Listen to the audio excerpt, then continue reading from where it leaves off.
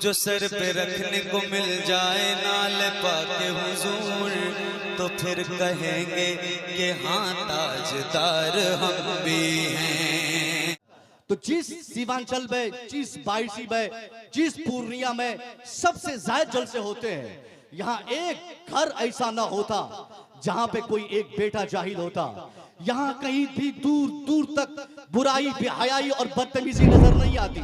इसका मतलब हमने जलसों की खिदमत को घरों से निकाल दिया।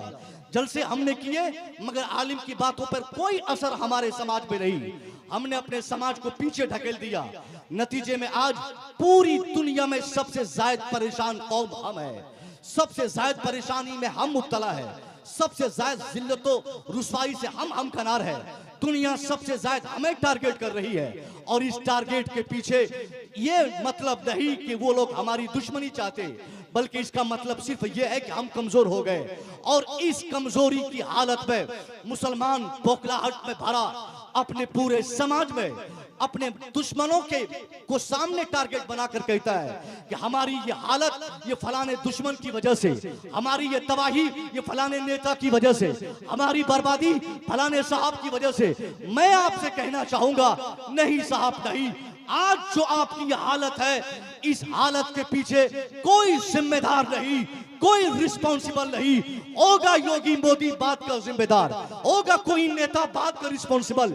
सबसे बड़ा जिम्मेदार आपकी यह हालत का आप खुद है। सबसे बड़ा रिस्पॉन्सिबल आप खुद है।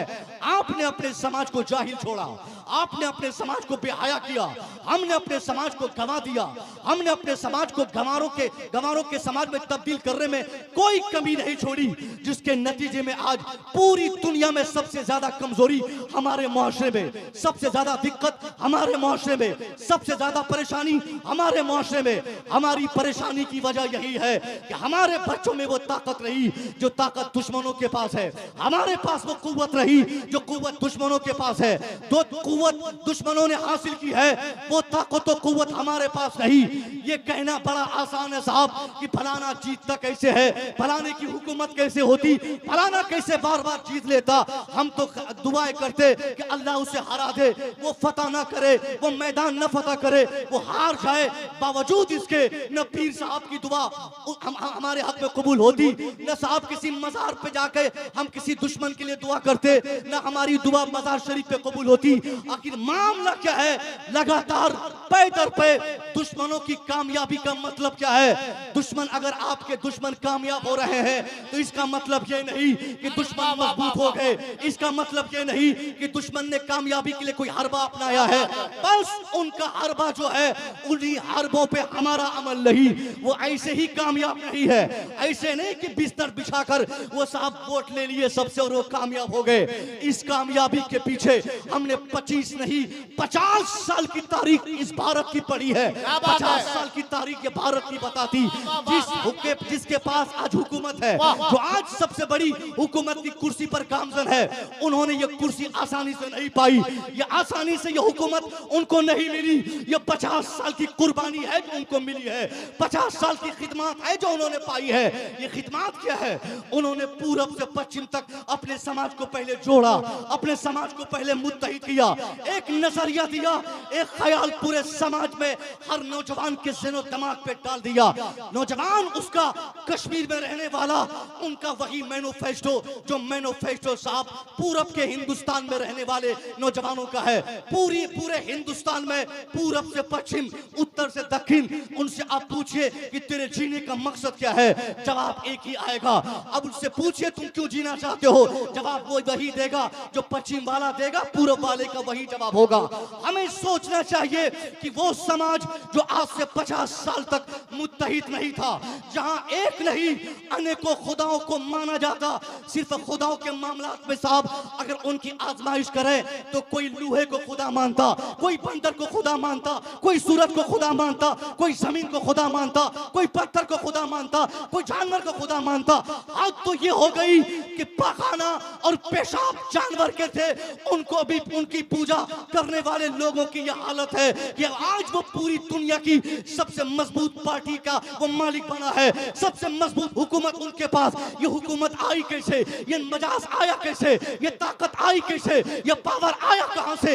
ये पावर का जब राज जानेंगे पता चलेगा कि करोड़ों खुदाओं के मानने वालों ने अपने पूरे समाज को पहले मुत्तहिद किया, एक नजरिया दिया, इत्तेहाद और यूनिटी का पैगाम दिया, और मुत्तहिद होने के बाद एक मजाज पूरे समाज में देकर उसके बाद तब 14 से लेकर 15, 15 के बाद 16, 16 के बाद 17, 17 के बाद 18, 18 के बाद 19, 20, ये 24 आ गया।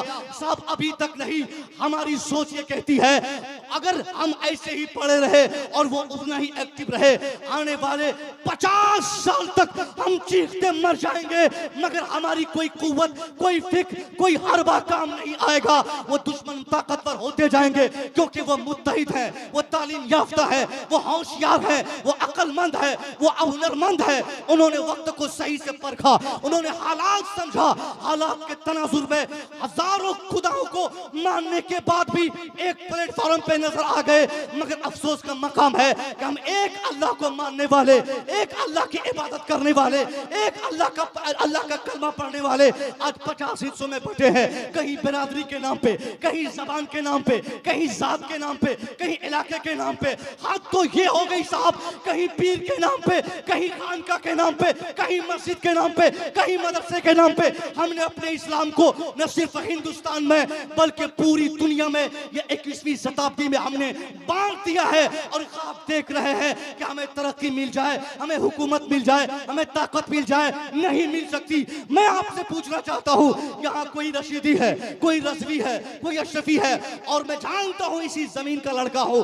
मैं जानता हूं कि हमारे ज़हन दिमाग में भूसा भर दिया गया। हमने ये सीख लिया कि जो रशीदी है वो रजवी नहीं है, जो रजवी है वो अशरफी नहीं, जो अशरफी है वो कादरी नहीं, जो कादरी है वो बरकती नहीं। यही तो झगड़े की बुनियाद बन गई ये बात है। नतीजे में हमने रशीदी को दुश्मन समझा, रशीदी ने हमें अपना दुश्मन समझा, अशरफी ने बरकती को दुश्मन समझा, बरकती ने रजवी को दुश्मन समझा, रजवी ने बरकती को अपना मुखालिफ समझा।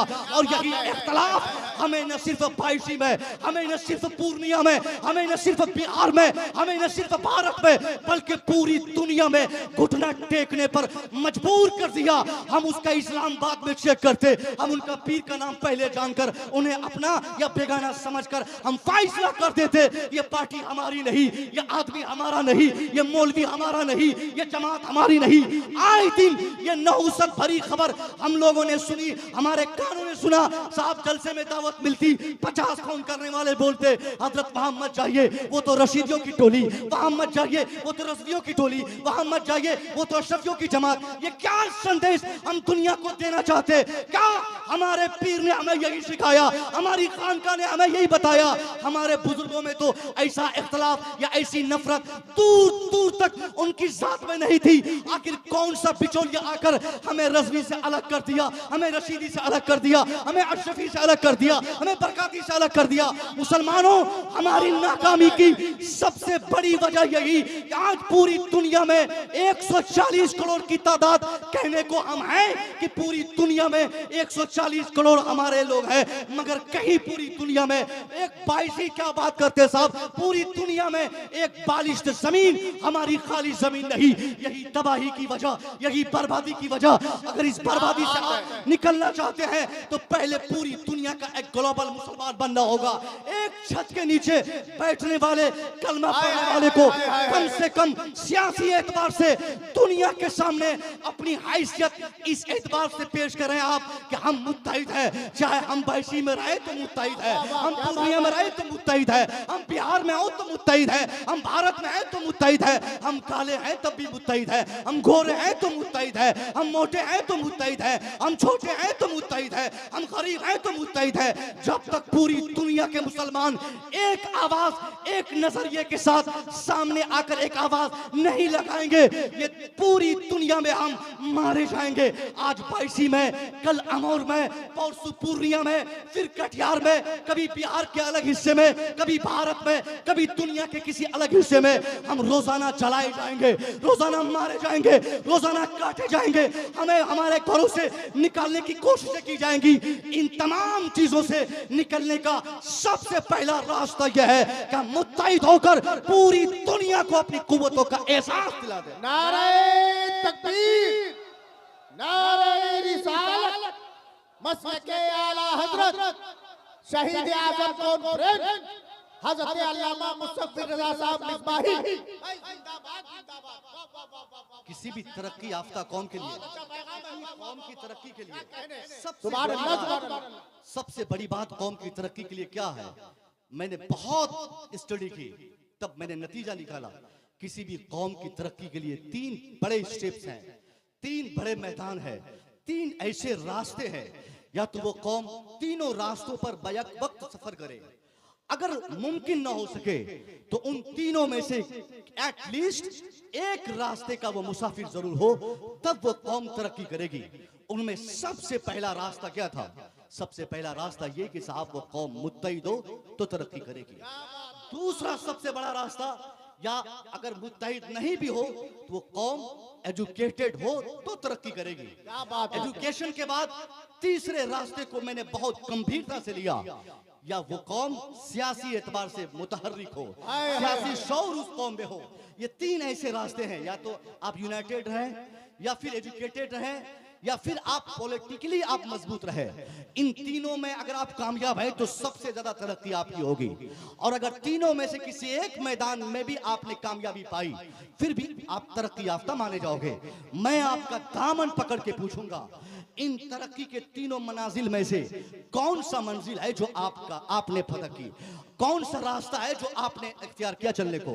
कौन सा मैदान है जिसके आप गाजी और फाते हैं? कोई मैदान आप बताइए। इत्तेहाद के मैदान में तो आप पिछड़ गए साहब। अब बताइए एजुकेशन की अगर मैं बात करूं तो एजुकेशन के मामले में सबसे ज्यादा गिरावट अगर किसी कौम में देखी गई तो वो सिर्फ मुस्लिम कौम है। ये बीते 100 सालों में मुसलमानों ने जो तालीम और ताल्लुम से अपना रिश्ता तोड़ा, जो बेरगबती का इजहार एजुकेशनल अपने समाज में जो मुसलमानों ने किया, मुसलमानों की कमजोरी की एक वजह यह भी है कि मुसलमानों में एजुकेशन दूसरे अक़वाम के मुकाबले में बहुत कम है। दलित समाज जिसको हमने समझा था, उस समाज से भी कमजोर हम एजुकेशन में।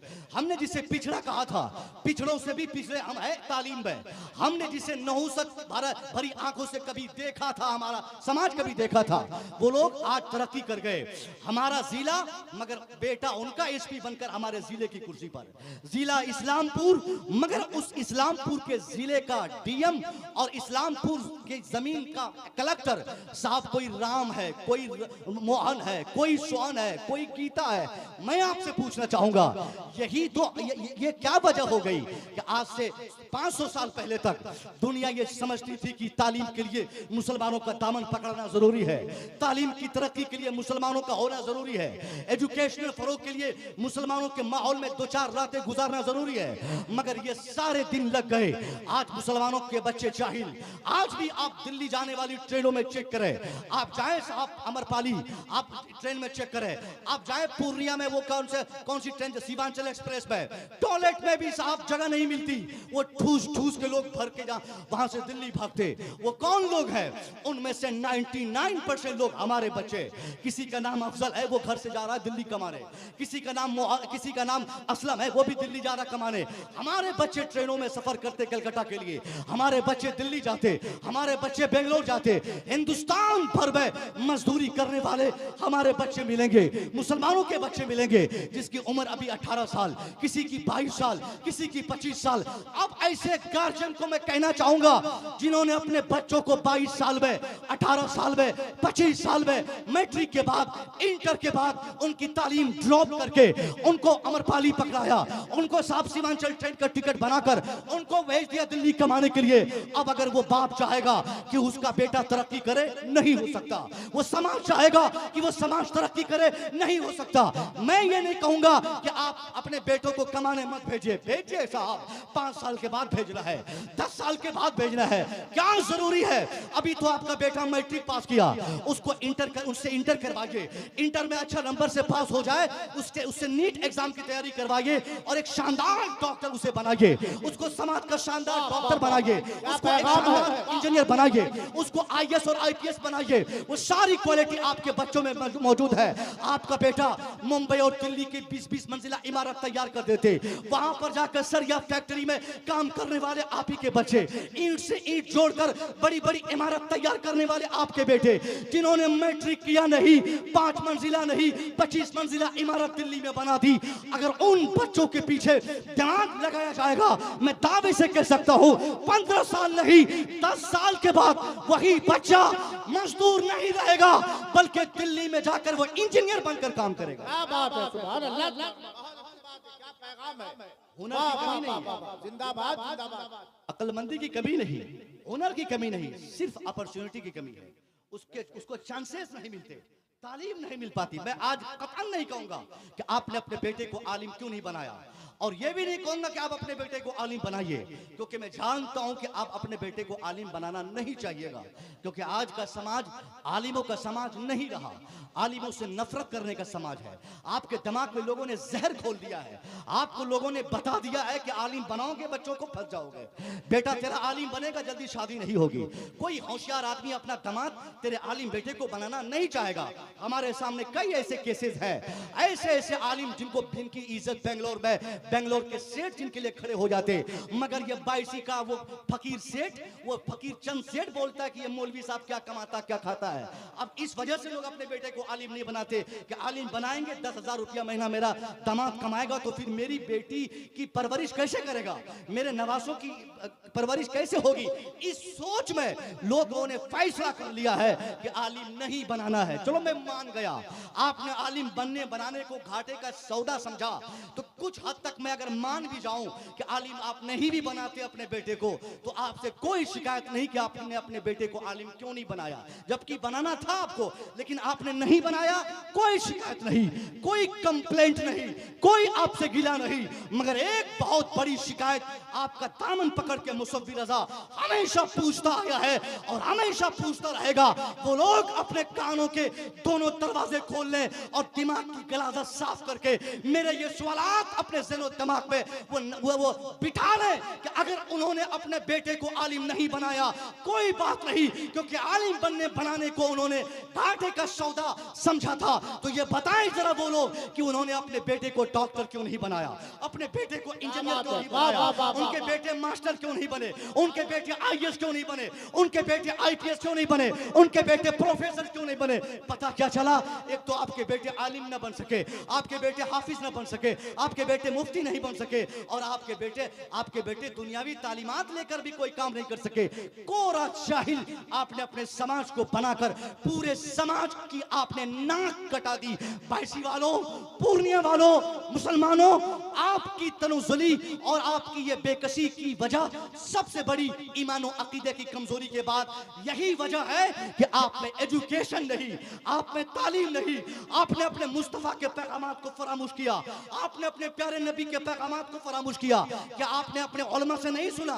कैसे सुनेंगे? आप तो सिर्फ नारा लगाते, आपके जलसों में सिर्फ हंसी की बातें होती, जलसों में सिर्फ कह लगते। आपने जलसों में सैकड़ों बार सुना है जंगे बदर में मुस्तफा करीम ने कौन सी बड़ी आपने किरदार दिखाई। मुस्तफा रहमत ने पहली जंग अजीम में जो बड़ी आपने अपने किरदार साजी की थी, वो किरदार मुस्तफा करीम ने किस तरीके से दुनिया के सामने रोलमा फरमाया था। आपको क्या बताया गया? यही बताया गया कि हम 313 थे, सामने 1000 थे, हम जीत गए, वो लोग हार गए। बस इतना आप सुनते, पर नारे तकबीर, नारे रिसालत, यानी आपका ब्लड बिल्कुल सर्कुलेट करने लगता। जज्बे में आप आकर नारा लगाते कि क्या बहुत बड़ी बात हो गई, हम 313 सामने 1000, हमने उन्हें पछाड़ दिया, मुसलमानों ने उन्हें हरा दिया। बस इतनी सी बात सुनकर हमने सोचा कि बद्र की तारीख खत्म, बद्र का बाब खत्म, बद्र का चैप्टर खत्म, इसके बाद कुछ नहीं हुआ। मैं आज कहना चाहूंगा, मैदान बद्र की बातें आपने 12 सुनी, और ये सच है कि हम 313 थे, ये भी सच है कि वहां 1000 थे, ये भी सच है कि हम खाए पिए नहीं थे, ये भी सच है कि वो लोग खा के गए थे, ये भी हक है कि हमारे पास असले नहीं थे, ये भी हक है कि उनके पास असले थे, ये भी हक है कि हमें अल्लाह ने जीत दी, ये भी हक है कि दुश्मन हार गए। मगर ये तारीख के औराक यहीं बंद नहीं होते, तारीख का चैप्टर यहीं क्लोज नहीं होता, बल्कि मैदान बद्र की तारीख आगे क्या कहती। मुसलमानों ने जिन दुश्मनों को अपने चंगुल में फंसाया, जिनको पकड़ा, जिनको कैद खानों में बंद किया था, मुसलमानों के साथ इस्लाम के पैगंबर ने जिस बहुत बड़ा पैगाम आपने अपने किरदार से दिया था, उस किरदार पे गौर करने की जरूरत है। हमने सिर्फ यही सोचा कि मेरे मुस्तफा ने मुझे नमाज दिया है, इस्लाम के पैगंबर ने दुनिया को रोजा दिया है, हमने यही बताया दुनिया को, इस्लाम वो मजहब जिसने नमाज दिया, रोजा दिया, हज दिया, ज़कात दिया और और कुछ नहीं इस्लाम में। उन लोगों को कहना चाहूंगा, बद चूंकि पहली जंग है, उस जंग को जंग तफरीक हम कहते हैं, जिस जंग से यह फैसला हो गया कि कौन हक पे है, कौन बातिल है, कौन अच्छा है, कौन बुरा है। उस बद्र के मैदान का यह वाकया है। मुसलमानों ने जिन दुश्मनों को पकड़ा था, मुस्तफा जन रहमत की बारगाह में उन तमाम दुश्मनों की खबर पहुंचाई गई, हुजूर ये दुश्मन पकड़े गए, इतने दुश्मनों को हमने जेलों में रखा, हुजूर इनके साथ क्या किया जाए, इनके साथ क्या मामला किया जाए, इनके साथ क्या किया जाए। वो हमारे दुश्मन पकड़े गए जिन्होंने हमारे खिलाफ तलवार उठाई थी, उन दुश्मनों को हमने पकड़ा है जिन्होंने हमारी गर्दन मारना चाहिए थी, उन दुश्मनों को हमने अपनी जेलों में रखा है जो कभी हमारी जबान काटना चाहते, हमारा हाथ काटना चाहते, हमारी टांग काटना चाहते, जिन लोगों ने हमारे वजूद के खात्मे की तहरीक छेड़ी थी। हुजूर आज वो लोग हमारे सामने गिड़गिड़ा रहे हैं, उनके साथ क्या बर्ताव किया जाए। बाख्तियार मुस्तफा इशारा फरमाते थे कि जाओ उनके साथ इंतकाम लो, उनके साथ बदला लो, उनके साथ रिवेंज लो। कत्ल का बदला कत्ल से, काटने का बदला काटने से, खून का बदला खून से लिया जाए। नबी इशारा फरमा देते, न सिर्फ अरब की धरती से कुफ्र का खात्मा होता, इस्लाम के दुश्मनों का खात्मा होता। मुस्तफा सिर्फ इशारा फरमा देते, अरब से लेकर पूरी दुनिया तक जितने भी इस्लाम के दुश्मन हैं, उनके वजूद के खात्मे में बहुत ज्यादा ताखीर नहीं होती। मगर मेरे मुस्तफा ने मुस्कुराहट के साथ आपने जिस किरदार को दुनिया के सामने पेश किया, वो किरदार न सिर्फ उस वक्त के लिए था बल्कि पूरी दुनिया की आंख खोलने के लिए मुस्तफा का यह पैगाम काफी था। मेरे नबी ने मुस्कुराहट से फरमाया, ए मेरे सहाबा, इन्हें छोड़ दिया जाए, इनका हाथ ना काटा जाए, इनकी जबान ना काटी जाए, इनका पांव ना काटा जाए, इनका सर ना काटा जाए, इनको मारा ना जाए। बस एक सवाल इनसे किया जाए कि इन दुश्मनाने इस्लाम में कौन है जिनको तलवार चलाने के साथ साथ कलम चलाना आता है, कौन है जो पढ़ना जानता है, कौन है जो लिखना जानता है, कौन है जिनके पास किताबी नॉलेज है। उनसे पूछिए, अगर कोई मिलते हो तो उनसे कोई मुतालबा नहीं, उनसे कोई मुआवजा नहीं, उनसे कोई इंतकाम नहीं। उनसे कहिए कि वो आए, हमारे मुसलमानों को अकेला एक शख्स हमारे 10 लोगों को पढ़ा दे, हम मुफ्त में उसे आजाद कर देंगे। क्या बात है, सुभान अल्लाह। नारे तकबीर, थोड़ी बेदारी के साथ, नारे तकबीर, नारे रिसालत, मसलके आला हजरत शहीद आजम कॉन्फ्रेंस हजरत अल्लामा मुस्तफा रजा मिसबाही, नारे तकबीर। मेरे नबी ने पैगाम दिया था कि हम अपने दुश्मन को ऐसे ही छोड़ देंगे। आप उन्हें बताओ कि अगर वो पढ़ना जानते हो तो हमारे 10 लोगों को पढ़ा दें, हम छोड़ देंगे। जबकि वो स्टार्टिंग पीरियड था, उस वक्त ये फैसला लेना ये बहुत बड़ी जुर्रत की बात थी। दुश्मन को जिस हद तक आदमी पाता है, इंतकाम लेता है, बदला लेता है, जिस तरह का दुश्मन उस तरह सख्ती से उसके साथ इंतकाम लिया जाता है। मगर मेरे नबी ने उस मैदान में इंतकाम की ये सूरत निकालकर पूरी दुनिया के सामने खास तौर पर मजहब इस्लाम का जो किरदार, एजुकेशनल किरदार, तालीमी किरदार होना था, अल्लाह के रसूल ने उस मैदान बद्र के आखिर में आपने पेश फरमा कर पूरी दुनिया को ये बता दिया, खासतौर पे मुसलमानों को, कि आप मजबूत मुसलमान तभी हैं जब आप पढ़े लिखे हैं। आप अल्लाह के करीब भी बगैर एजुकेशन की तकमील के नहीं पहुंच सकते। अल्लाह की मार्फत को भी जानने के लिए कहीं ना कहीं तालीम की जरूरत पड़ती है। तालीम न सिर्फ आपके लिए आखिरत का सौदा, आखिरत के लिए बेहतर है, तालीम दुनिया के लिए बेहतर, तालीम आखिरत के लिए बेहतर, तालीम समाज के लिए बेहतर, तालीम आपके मुल्क के लिए बेहतर, तालीम आपकी मौत के बाद आपकी आखिरत के हिसाब किताब के मनाजिल को आसान करने के लिए बेहतर। हर मैदान के लिए जब तालीम बेहतर है तो हमने जहालत को क्यों गले लगाया, हमारे बच्चे क्यों अनपढ़ रह गए। हम आपसे एक ही गुजारिश करेंगे, आपको पढ़ना होगा, अपने बच्चों को पढ़ाना होगा, हर हाल में पढ़ाना होगा। जमीन बेचना पड़े आप बेच दें, मकान बेचना पड़े आप बेच दें, जमीन बेच के बच्चों को पढ़ाना ये ऐब नहीं है। मुखिया हो बाप और बच्चा अनपढ़ रहे तो ये ऐब की बात है कि बाप मुखिया ही करता है। क्या बात है, हमने बहुत सारे मुखिया और सरपंचों को हमने देखा, मेंबर साहब लोगों को तो बहुत हमने जाना, खुद मेंबर साहब जाहिल, उनके बच्चे जाहिल, उनके घर के उनके भाई जाहिल, मुखिया जाहिल। दरवाजे पर स्कॉर्पियो है, स्कॉर्पियो बेचा तो क्रीटा लाया, क्रीटा बेचा तो फॉर्च्यूनर लाया, फॉर्च्यूनर बेचकर आप पता नहीं बीएमडब्ल्यू की तैयारी में मुखिया जी है, सरपंच साहब है, विधायक जी है, मगर उनके बच्चे हैं जाहिल। अब ये शर्म की बात है कि आपके पास फॉर्च्यूनर कार है और आपके बच्चे जाहिल है। आप मुखिया हैं, बच्चे जाहिल है। जमीन बेच के पढ़ाना ये ऐप नहीं, ये शर्म नहीं। मकान को गिरवी पर रख के पढ़ाना बच्चों को ये ऐप नहीं। जो चाहे बेचना आप बेच दें, जो पर पट्टी में रहना हो आप आसानी से रह ले। आप याद रखें, आज आपने घर बेचा हो, मकान बेचा हो, जमीन बेचा हो, जेवरात बेचा हो, सब बेचकर अगर आपने बच्चों को पढ़ाया हो, सिर्फ एक छोटा सा घर झोपड़पट्टी का आपने अगर अपने बच्चों के लिए छोड़ा हो और सारी मेहनत आपने उनकी तालीम पे लगाई हो, आपको मौत आएगी, आप मर जाएंगे, मगर अपनी कब्रों से आप मुलाजा करेंगे कि जिन बच्चों की तालीम के लिए आपने सब कुछ कुर्बान कर दिया है और सिर्फ एक झोपड़पट्टी छोड़ा है मगर पढ़ाया है, वही पढ़ा लिखा बच्चा अब अपनी कब्रों से देखेंगे कि बड़े बड़े लोग उनके सामने घुटना टेकते हुए नजर आए। क्या बात है, बहुत अच्छी, क्या पैगाम है। हमने देखा है साहब, जिनके पास सामाजिक आर्थिक कोई ताकत नहीं है, न कोई फोर्स उसके पास है, न वानो अंसार की जमात उनके पास है, न असलहे उनके पास है, सिर्फ एजुकेशन उनके पास है। पूरी दुनिया उनको इज्जत की निगाहों से देख रही है। बोलना तो नहीं था मगर फुल भी बोलता हूँ। भीमराव अंबेडकर को आप जानते हैं, मिस्टर भीमराव अंबेडकर मैं कहता हूँ, मिस्टर इज्जत के लिए मैं कहता हूँ, इस हैसियत से इज्जत कि वो पढ़ा लिखा व्यक्ति। यहाँ भी मैं शर्त लगा दूं क्योंकि बहुत जिम्मेदार उलमा बैठे हैं, फिर कल बवाल होगा, फिर मोबाइल पे आ जाएगा कि जल्दी करो जल्दी करो जल्दी करो। ये तालीमी इज्जत, चूंकि एजुकेशन इंसान को तालीम जो है हमेशा इज्जत दिलाती है।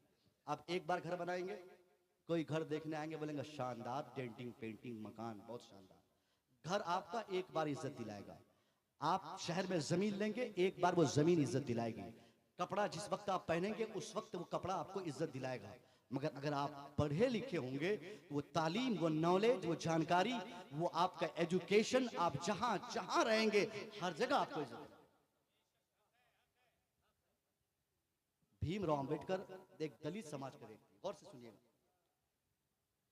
आज से पांच दशक पहले की बात अगर गौर से करें, सुने, 50 साल पहले तक खास तौर पे दलितों की इस हिंदुस्तान में दूर दूर तक इज्जत नहीं थी। या तो लोगों ने दलितों को समझा दिया था कि पढ़ना तेरा काम नहीं है, या वो लोग खुद जान गए थे कि हम लोगों का काम पढ़ना नहीं है, हम लोगों का काम है गुलामी करना, हमारा काम है नौकरी करना, हमारा काम है दूसरों की फरमाबरदारी करना, हमारी जिम्मेदारी है दूसरों की खिदमत करना। पठन पाठन ये दूसरे लोगों का काम है, ये अपर कास्ट का काम है, हमारा काम पढ़ना नहीं है। अब उस माहौल में दलित समाज का एक व्यक्ति भीमराव अंबेडकर, उसने अपने समाज की तब्दीली के लिए जो रास्ता चुना, वो रास्ता ये नहीं था कि वो अपने समाज के लोगों को बोल दिया कि चलो सारे लोग आ जाओ शाहीन बाग में जमा हो जाओ। उसने अपने समाज के लोगों को रामलीला मैदान की खुराक नहीं बनाया, उसने अपने समाज को एहतजाज की तरफ नहीं ठोका, उसने अपने समाज के लोगों को तीर धनुष और तलवार लेकर एहतजाज और प्रोटेस्ट करने की दावत नहीं दी। अगर इसकी भी दावत वो देता तो उनका समाज चूंकि जाहिल था, जाहिल कुछ भी कर सकते थे, वो चाहता तो आसानी से अपने समाज को भीड़ का जरिया बनाकर अपने समाज से फायदा ले लेता और वो उस फायदे के तनाजुर में वो जो चाहता वो करवाता। मगर तब्दीली के लिए, अपने समाज की तब्दीली के लिए, इस मुल्क की तब्दीली के लिए, इस सोसाइटी की तब्दीली के लिए उस शख्स ने जो उस माहौल में जबकि पढ़ना पढ़ाना दलितों के लिए बड़ा मुश्किल था, उसने अपना नाम बदला, अपना इरादा बदला। महाराष्ट्र के एक छोटे से स्कूल में अलग नाम और बिरादरी लिखवा कर उसने बाज़ाब्ता मैट्रिक की तालीम पूरी की। उसके बाद इंटर, फिर बीए, फिर ग्रेजुएशन, ऐसे धीरे धीरे होते होते उसने 64 सब्जेक्ट पर उसने ग्रेजुएशन की डिग्री पाई। 64 सब्जेक्ट पर साहब, 3 सब्जेक्ट पर 3 उन्वान पर उनको पीएचडी की डिग्री मिली। 9 जबानों पर इतनी मेहनत उसने की, मलका उनको हासिल था बोलने का, लिखने का। अब इतना शानदार पढ़ा लिखा व्यक्ति, समाज का वो व्यक्ति जिनको 25-50 साल पहले दूर दूर तक कोई इज्जत देने वाला नहीं, आज दुनिया का हर समाज का हर व्यक्ति उनको इज्जत के साथ बुलाता है। ये इज्जत किसने दिलवाया? ये इज्जत सिर्फ एजुकेशन ने दिलाया, ये सिर्फ तालीम ने इज्जत दिलाई। हम आपसे कहना चाहेंगे, अगर आप भी अपने बच्चों को पढ़ाएंगे, आपका बच्चा मैदान चाहे जिसका हो, उस मैदान का गाजी आपका बच्चा बनेगा। ये बाइसी कहा जाता है 99% TTS का बाइसी, ये बोला जाता है ये उलमा का बाइसी, ये कहा जाता है ये पीरान का बाइसी, ये बोला जाता है कि हाफिजों का बाइसी, ये आलिमों का बाइसी। मगर ये आलिमों के बाइसी ब्लॉक में जाके देखिए, ये आलिमों के बाइसी ब्लॉक में आप चेक कीजिए, एक भी लड़का अगर कोई संवैधानिक पद पे अगर मुसलमान का मिल जाए तो आप मेरा नाम 50 साल तक काट दीजिएगा जलसों की फेरिस्त से, मत बुलाइएगा जलसों से।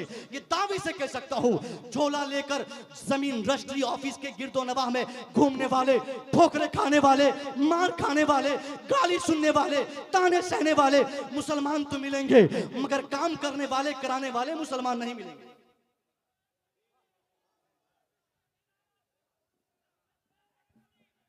नारे तकबीर, नारे रिसालत, मसलके आला हजरत हजरत अल्लामा मुफ्ती सुल्तान रजा साहब सिवानी, जनाबे अजमत रजा भागलपुरी। नारे तकबीर, नारे रिसालत।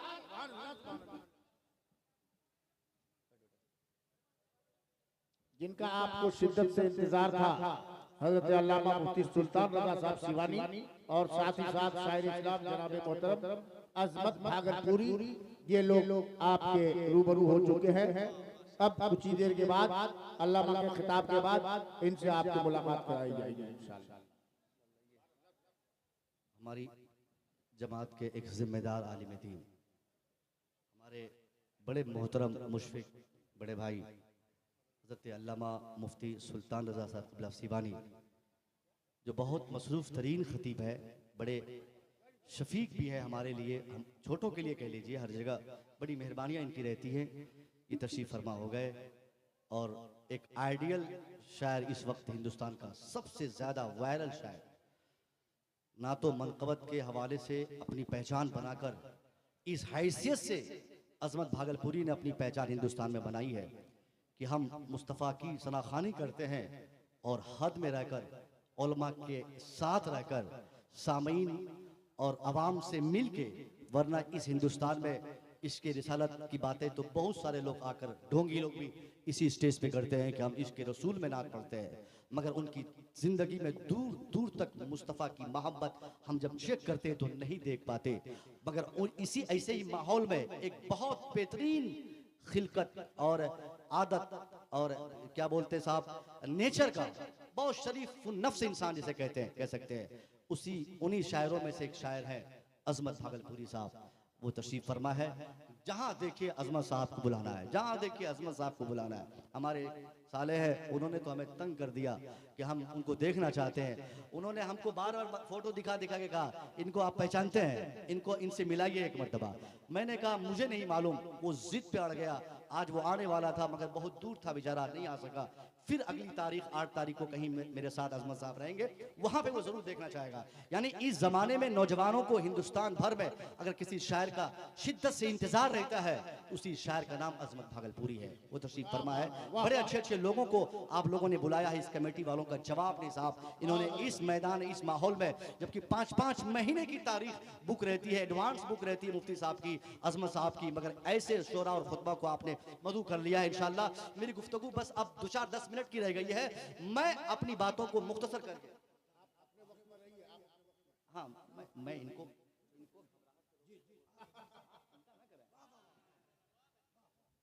मैंने क्या कहा साहब, ये बायसी हम लोग बोलते हैं ना कि बायसी आलिमों की जमीन है, बायसी मुफ्तियों की जमीन है, बायसी आलिमों की, हाफिजों की जमीन है। लोगों ने मिसालें पेश की हैं कि यहाँ अगर ढेला ऊपर मारा जाए तो वो ढेला किसी न किसी मौलवी के सर पे गिरेगा। ये लोग बोलते रहते हैं कि ये यहाँ इतनी कसरत से आलिम रहते हैं। ये 100% सच है। यहाँ 95% हमारी तादाद है, यहाँ कलमा पढ़ने वालों की तादाद है। जुलूस के दिन ऐसा लगता है कि ये साहब हमारी खालिस धरती है। यहाँ कहीं दूर दूर तक भी हमें हमारा दुश्मन दिखाई नहीं देता। इतनी कसरत हमारी तादाद की यहाँ पर है। बावजूद इसके इसी 22 सरजमीन पर 22 ब्लॉक हो, अमोर ब्लॉक हो, आप अगल बगल के जितने ब्लॉक्स हो, मैं जिला जाने बाद में कहूंगा, पहले आप अपने ब्लॉक में जाके देखिए। उन ब्लॉक में आपको बूढ़े मिलेंगे 85 साल के, झोले में जमीनी कागजात और डॉक्यूमेंट्स लेकर मारा मारा फिर रहे होंगे। वो साहब हमारे चचा की उम्र के लोग, हमारे दादा की उम्र के लोग, ऐसे ऐसे लोग जिनके पास 100 बीघा जमीन आज से 50 साल पहले थी। कोई बोलता था कि मेरे दादा हाथी पालते थे। उनमें से किसी का मानना है कि हमारे यहाँ इतनी दौलत, इतनी जमीन, इतना मकान, इतने पैसे, इतने जेवरात थे, इतने इतने घैले थे जेवरात के। ऐसे ऐसे बुढ़ों को हमने कचहरियों में टहलते और जलील होते देखा है। उन बुढ़ों को पूछते देखा है लोगों से कि राम बाबू कहाँ है, श्याम बाबू कहाँ है, फलाने बाबू कहाँ है, मोहर लगवाना है। हमने उन्हें जलील होते इसलिए देखा कि उनके पास 100 बीघा जमीन थी, उनके पास 500 बीघा जमीन थी, उनके पास सोने के गहले थे, उनके पास आप गहले थे सोने के। बावजूद इसके उन्होंने अपने बेटे को नहीं पढ़ाया, उन्होंने समाज में तालीम के लिए कोई काम नहीं किया। इसलिए आज वो मोहन को तलाश रहा है, इसलिए आज वो सोहन को तलाश रहा है, इसलिए आज उनका काम नहीं होता। आज उनको घूस देना पड़ता, उन्हें आज प्रणाम करना पड़ता, उन्हें आज आदाब करना पड़ता। 100 बीघा जमीन का मालिक वो बूढ़ा आज किसी का पांव छूता है और प्रणाम करके उनको 10,000 रुपया देकर जमीन का मोटेशन करवाता है। शर्म आनी चाहिए उस बूढ़े को। खाक हो जाए हमारी उस दौलत में मिट्टी पड़ जाए जिस दौलत के होते हुए अगर हम अपने बच्चों को न पढ़ा सके, अपनी औलाद को न पढ़ा सके, अपनी औलाद की बेहतरी उस दौलत के इस्तेमाल से न कर सके। नहीं चाहिए ऐसा पैसा, नहीं चाहिए ऐसी दौलत, नहीं चाहिए ऐसी गाड़ी, नहीं चाहिए ऐसा बंगला, नहीं चाहिए ऐसी इज्जत जिस इज्जत के होते हुए हमारे बच्चे बेइज्जत हो जाए, हमारे बच्चे जाहिल हो जाए, हमारे बच्चे हमारी दौलत को अपनी जहालत की बुनियाद पर हमारी मौत के 10 साल के अंदर सारी दौलत को बेचने पर मजबूर हो जाए। आज जोड़कर मैं कहना चाहूंगा आप अपने बच्चों को पढ़ाएं ताकि आपका बच्चा ब्लॉक में रहे, आपका बच्चा जिले में रहे, आपका बच्चा आपके राज्य में रहे, आपका बच्चा आपके मुल्क में रहे।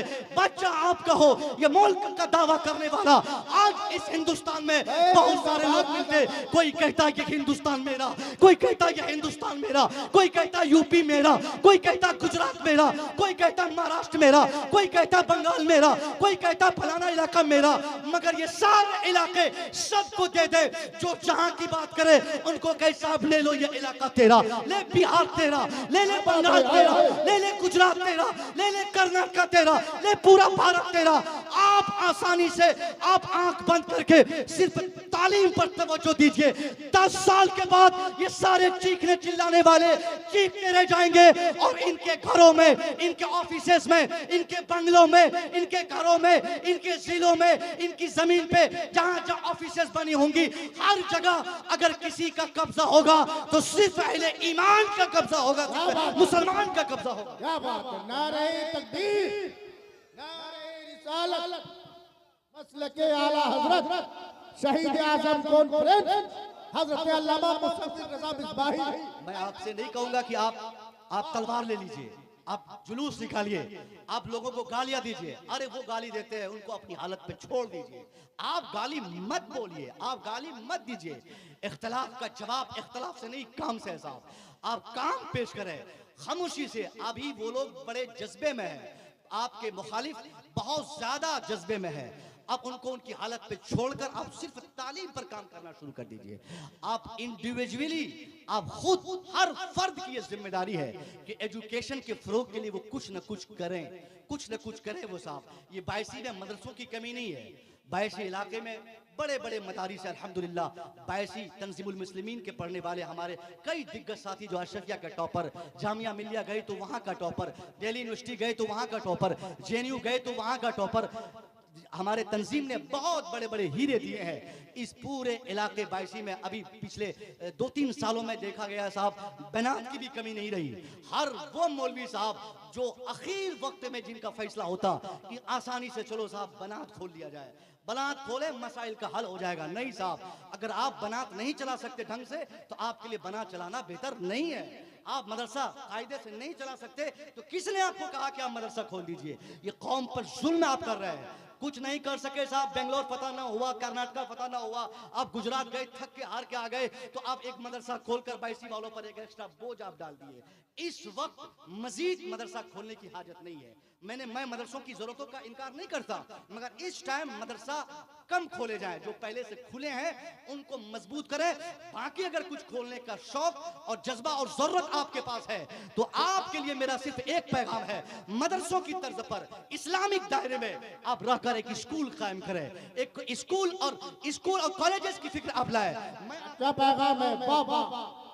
ये मेरा लड़का है, 7 या 7.5 साल इसकी उम्र हुई है। इत्तेफाक से आज मेरे साथ हुआ, स्कूल में छुट्टी थी, इसको पूरा हनुमान चालीसा याद है। कौन जिम्मेदार है? मुझ जैसा बाप जिम्मेदार है कि आलिम के बेटे को हनुमान चालीसा याद हो गया।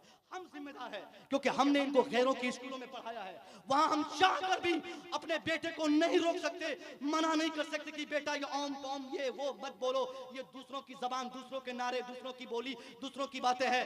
मगर क्योंकि वहां प्रेयर में बुलाया जाता है, प्रेयर में ये सीख लेते हैं, ना चाहकर भी इनको ये बातें याद हो जाती।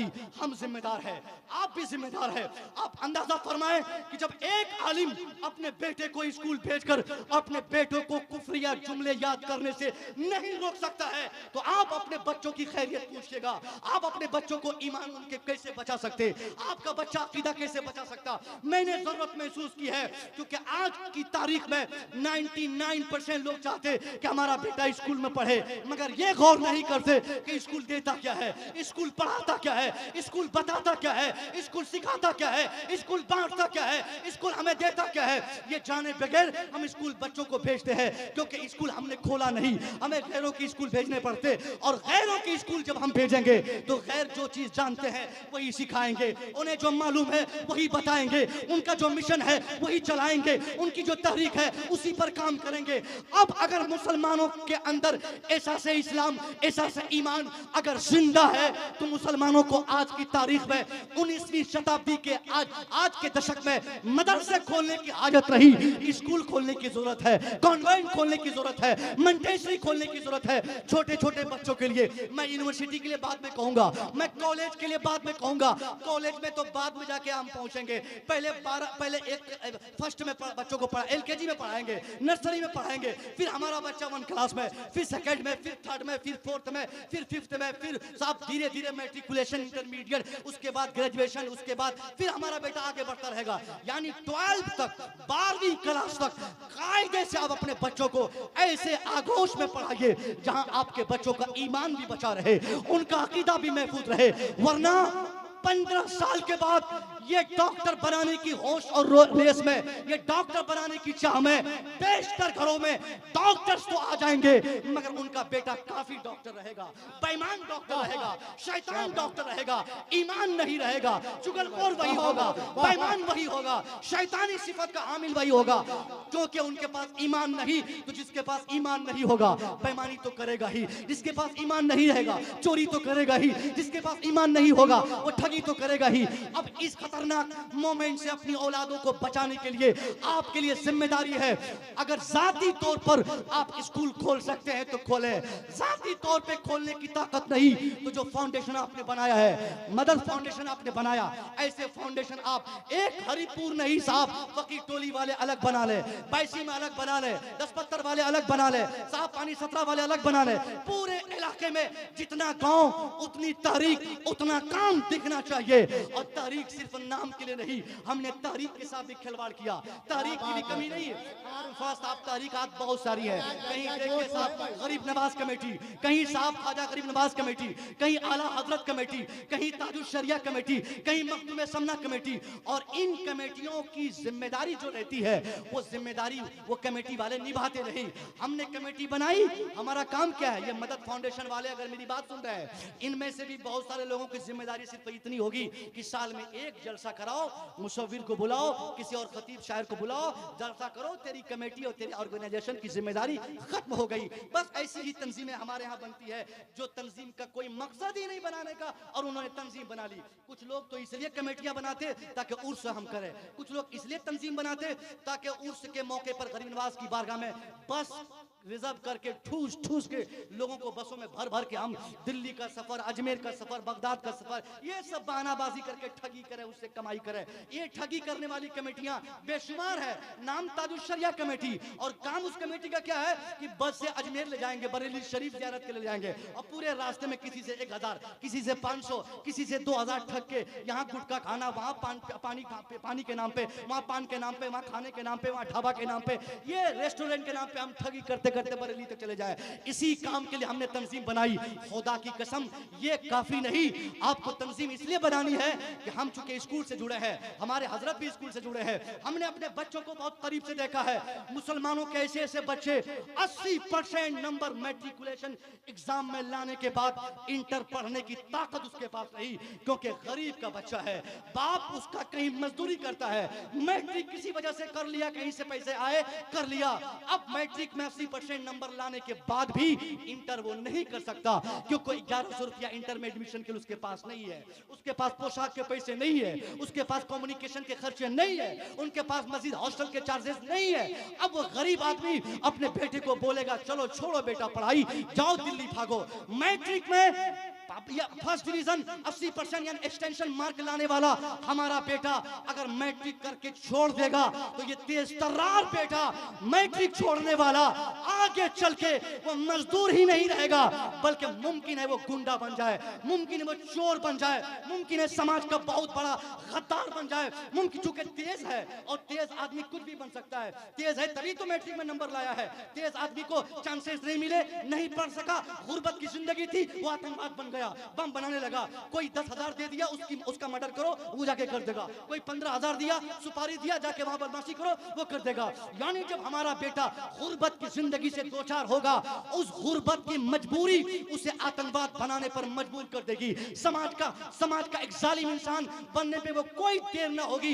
इसलिए मैं कहना चाहूंगा, आपके पास अगर तंजीम होगी तो उस तंजीम की जिम्मेदारी ये होगी, ऐसे बच्चों को हम मुंतखब करें और चिन्हित करके उनको लाएं और ऐलान करें, खबरदार ये 22 इलाके में ऐलान कर दे, तंजीम के सदर दरवाजे पर इश्तिहार डाल दे कि 2024 के मैट्रिक एग्जामिनेशन में फर्स्ट डिवीजन पास होने वाले जिस मुसलमान के बच्चे को भी आगे की तालीम की चाह होगी, अगर उसका बाप उसे नहीं पढ़ाना चाहेगा, ये तंजीम गरीब नवाज, ये तंजीम मखदूम समना, ये तंजीम आला हजरत, ये तंजीम ताजुशरिया ऐसे बच्चों की तालीम की सारी जिम्मेदारी निभाएगी। नतीजा तब क्या निकलेगा, आपके पैसों से आपके समाज का अगर एक बच्चा मैट्रिक के बाद इंटर के बाद अगर वो MBBS की डिग्री पाले, अल्लाह की कसम 50 मरतबा अजमेर जाने से ज्यादा बेहतर होगा कि हमारे समाज का एक बच्चा डॉक्टर या इंजीनियर बन जाएगा। जिंदाबाद जिंदाबाद, नारे तकबीर, नारे रिसालत, मसलके आला हजरत, फैजाने आला हजरत, शहीद आजम कॉन्फ्रेंस हजरत अल्लामा मुस्तफा रजा मिसबाही। सबसे जायद हमारी कमी है, हमने अपने समाज को रौंद दिया। सब गरीबों की गुर्बत का एहसास तक में नहीं हुआ। आपकी परेशानी ये नहीं कि साहब ये नदियां, ये कभी महानंदा और कभी ये कौन सी नदी बीच में पड़ती है, कोसी कनकई, पता नहीं नदियों का भरमार है ये बिहार के इस क्षेत्र में। हर नदियां आपको तबाह करती है, मगर इन नदियों से ज्यादा तबाही आप खुद अपनी करते हैं। आपके समाज में जो ये दुर्गति आपकी और हमारी है, इसकी ये वजह सबसे बड़ी ये है कि हमने इंडिविजुअली तालीम पे तवज्जो दे दी। वैसे ही अगर किसी का बेटा डॉक्टर बन गया तो वो फूले नहीं समाता कि मेरा बेटा तो डॉक्टर बन गया, हजरत MBBS बन गया। मगर मैं कहूंगा ये डॉक्टर साहब, आपने अपने बच्चे को डॉक्टर बना लिया, यह आपकी कामयाबी की पहचान नहीं। गांव का 5 आदमी अपने बेटे को पढ़ा ले, 10 लोगों के बच्चे पढ़ ले, 90 बच्चे पढ़ ले, गांव के डॉक्टर IAS IPS बन जाए। अगर 10 बच्चे भी जाहिल रह जाएंगे, पूरे गांव को सुकून से न रहने के लिए उन्हीं 10 लोगों का जाहिल रहना काफी माना जाएगा। अब उस गांव की कामयाबी तब है कि वो 90 लोगों की तालीम के साथ साथ बचे हुए 10 लोगों की भी तालीम की फिक्र करे, ताकि सब लोग सुकून से अपने घर में आराम करें। आप डॉक्टर बन जाएंगे, जाहिल बच्चे आपको कभी सुकून से रहने नहीं देंगे। हमने बहुत करीब से गांव में देखा है, मास्टर 4 मास्टर इसी साल BPSC में पास हुए, फिर दोबारा BPSC का एग्जाम हुआ, 17 लड़के फिर निकल गए। एक ही गांव में फर्स्ट फेज में 4, फिर 17। अब वो बच्चे जो नहीं कुछ कर पा रहे थे, उन लोगों ने सोचा कि ये लोग बहुत पढ़ रहा है, आगे बढ़ रहा है, रुको इनको हम ये करते हैं। उन्हीं बीपीएससी पास होने वाले मास्टरों की गिनती के साथ एक हफ्ते में 3 लोगों की गाड़ी चोरी हो गई, बाइक चोरी हो गई। अब लोगों ने सोचा कि मास्टर साहब भैया है, ये गाड़ी चुरा लेंगे तो क्या हो जाएगा, लेके चला गया घर से। कौन ले गया? उसी गांव का। अब बताइए, ये लॉक्ड गाड़ी, बोला कांधे पे उठा के लोग रात में लेके चले गए। वाह, तो जाहिल थे तब ले गए। अगर उनके बच्चे भी बीपीएससी पास करते, वो बच्चे भी अगर पढ़े लिखे होते, वो भी बच्चे अगर तालीम याफ्ता होते, तो ये जलील हरकत वो नहीं करते। बेशक बेशक बेशक। इसलिए सुकून की नींद सोने के लिए बेहतर यह है कि आप खुद भी अपने बच्चों को पढ़ाएं और दूसरों के बच्चों की भी तालीम की फिक्र आप करें। ये सबसे बड़ी जिम्मेदारी है। बहुत अच्छा ये पैगाम इस है। जिम्मेदारी को अगर आपने इसका एहसास अगर आपने कर लिया। अभी मैंने मुफ्ती तंजीलुर रहमान साहब से कहा फोन पे, आज या कल का शायद, नहीं है, उन्होंने कहा और मैंने कई जगह बोला, हमारे मिसबाह साहब डॉक्टर साहब के बारे में बहुत बड़े पैमाने पे उन्होंने एक मिशन का आगाज उन्होंने किया है, अल्लाह खैर फरमाए। मगर मैंने बहुत स्टडी करने के बाद मैंने कहा था एक बड़े बड़े बड़े जिम्मेदार आलिम से कि मुमकिन है हजरत को ये सीमांचल वाले इस मिशन में कामयाब होने नहीं देंगे। और मैं इतने बड़े मैं बोल रहा क्योंकि हम सीमांचलों को जलन और हसद हमारे दिल में है। ये कैसे कर रहे हैं ये? हमको किसी ने कहा कि वो सिटी कोई सिटी बना रहे हैं, हम कहे सिटी नहीं, नॉलेज सिटी है। वहीं समझ में आ गया कि जलन पैदा हो गई। हमने कभी सपोर्ट किसी का किया ही नहीं।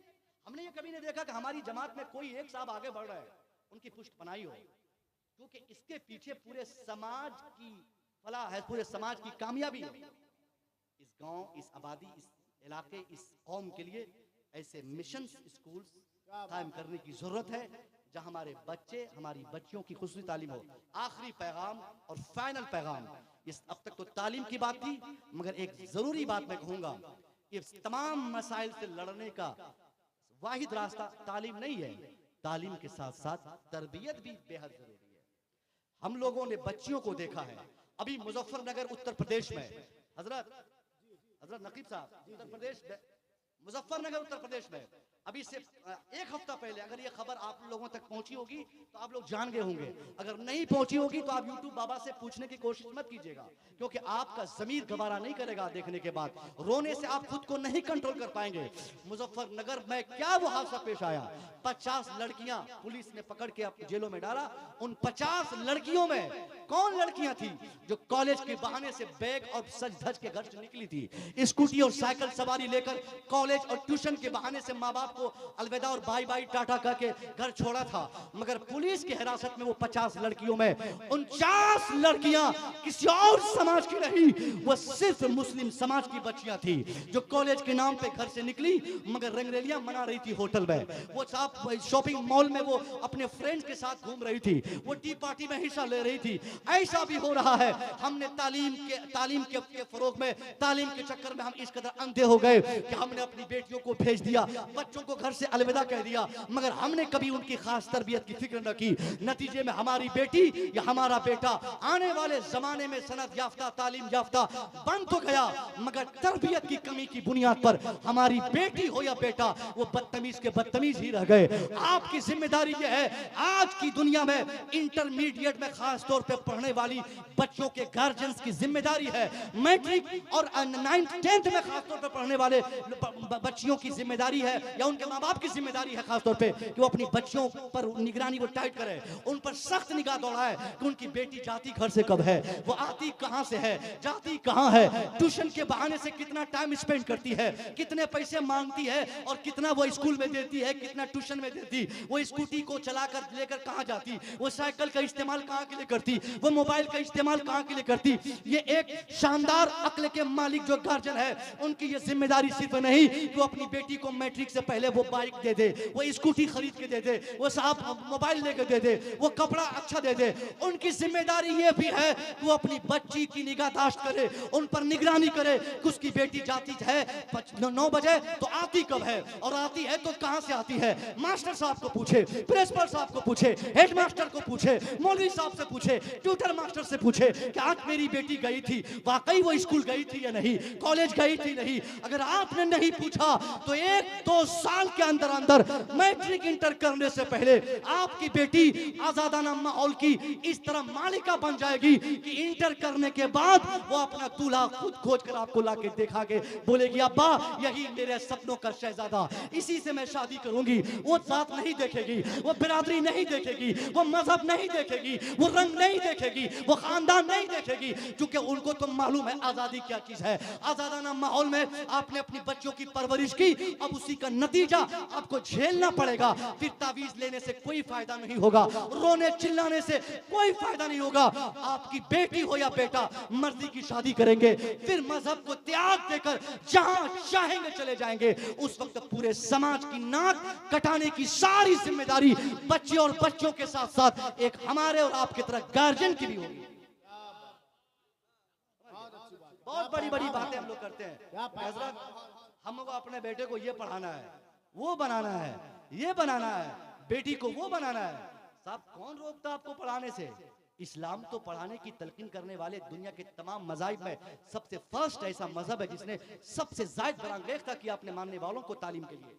तालीम के कोई मैदान ऐसे नहीं है जिसकी तरगीब हमारे मजहब ने नहीं दिलाई हो, मगर इसके साथ साथ तरबियत की एक अहम तरीन जिम्मेदारी जिससे आप बिल्कुल बेरगबती का इजहार कर रहे हैं, इसको आपको जिम्मेदारी से इसे महसूस करना होगा और अपने बच्चों और बच्चों की हर एक्टिविटी पर आपको निगाह दौड़ानी होगी कि बच्चा कर क्या रहा है, वो बच्चा कह क्या रहा है, बच्चे जा कहां रहे हैं, बेटी बोल क्या रही है। वरना ये आजादी का ऐसा गलत कॉन्सेप्ट आपके समाज के बच्चे और बच्चों के ज़हन और दिमाग पे बस जाएगा, वो जहां चाहेगा जाएगा, आप उसे नहीं रोक पाएंगे। वो संविधान का हवाला देगा, बोलेगा अब्बा ये हमको हक हमारे संविधान ने दिया है, ये ऑथराइज्ड हमें हमारा कानून ने किया है, हम शादी करेंगे आप नहीं रोक सकते, कानून कहता है। हम शादी करेंगे आप नहीं मना कर सकते, नहीं कर सकते, हमारी किताब कहती है, जो किताब वो पढ़ेगी वही किताब आपको वो दिखा देगी। उस वक्त आप क्या करेंगे? अगर ज्यादा बोलेंगे तो हथकड़ियां लगा देंगे आपकी बेटियां, आपके बच्चे आपको जेल भिजवा देंगे। इससे पहले कि ये दिन आपको देखने पड़े, आप अपने बच्चों की तालीम से ज्यादा उनकी बेहतर तरबियत की आप फिक्र करें। आप ये देखें कि आपके बच्चे क्या करना चाहते हैं और एक मजबूत इरादे के साथ जब आप अपने समाज की तश्कील करेंगे, इंशाअल्लाह आने वाले 2-4-5 सालों के बाद न सिर्फ बायसी, न सिर्फ बिहार, न सिर्फ पूरा हिंदुस्तान, बल्कि पूरी दुनिया में जो हमारी साख्त आज की है इसमें गैर मामूली तब्दीली आएगी। फिर पूरी दुनिया को ये एहसास हो जाएगा कि पूरी दुनिया को अगर कोई हिला सकता है तो सिर्फ अहले ईमान हिला सकता है, अगर कोई बचा सकता है तो साहिब ईमान बचा सकता है। अस्तगफिरुल्लाह रब्बी मिन कुल्ली ज़ंबि व अतूबु इलैह। अस्सलामु अलैकुम।